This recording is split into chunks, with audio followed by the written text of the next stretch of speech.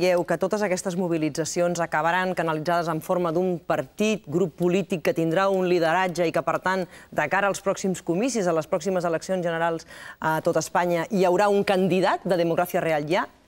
Tu creus que no, Gala? El que queda molt clar i es diu reiteradament a la plaça és que ningú en representa, de tal manera que som persones a títol individual. Perquè no voleu jerarquies, no hi ha... Perquè justament s'ha demostrat que els processos de canvi han de ser col·lectius i que s'ha de rebutjar els lideratges. Més assemblearis. Perquè justament el que ens imposa el sistema i promou són lideratges, són la persona, l'individu, l'individualisme, és aquesta filosofia del sistema capitalista de divide i venceràs, i precisament el que es promou des d'aquests moviments socials tan diversos és que l'acció col·lectiva, només per tal de produir canvis, ha de ser precisament col·lectiva i ha de sumar a moltes persones i ha de ser des de la base. Per això penso que és un moviment molt plural, molt ampli, molt divers i sense lideratges, com es diu reiteradament. I m'agradaria puntualitzar una cosa que s'ha dit abans amb les trucades, crec que era la Juanita, que ha fet referència al tema de les polítiques, que no es podien fer d'altres polítiques, no?